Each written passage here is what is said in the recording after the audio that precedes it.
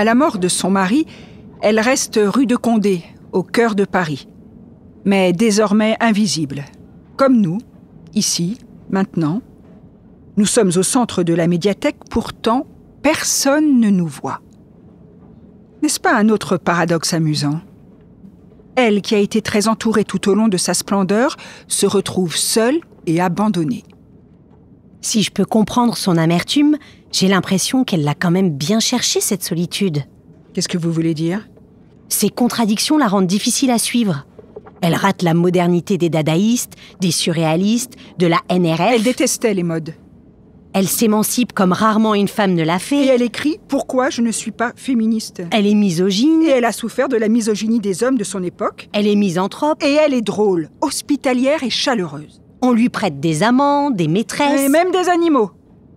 Mais elle a été sage comme une image. Elle est libre penseuse. Et elle est conservatrice. Elle est anticonformiste. Et finit par se plier au mariage et à l'ordre établi de la société. Elle est patriote, ferme son salon en solidarité avec l'armée française. Et elle prononcera des discours anti-militaristes. Et surtout, elle est généreuse avec ses amis auteurs dans le besoin. Mais elle est anti-Dreyfusarde et anti-Front populaire. C'est complètement incompréhensible.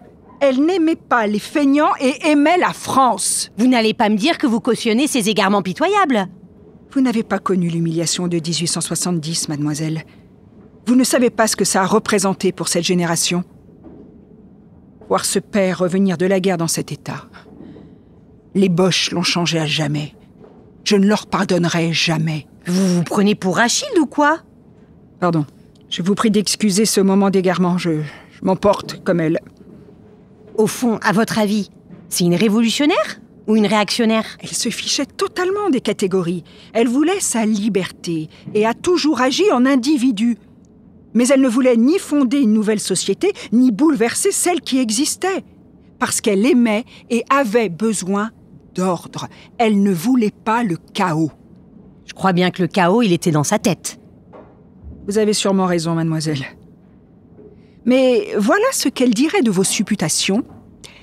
Qu'est-ce qui restera de nous ? Rien. Rien que ce que l'on inventera sur nous. Mais on inventera des choses. J'aimerais mieux qu'on n'invente pas trop. Vous pensez que j'invente trop ?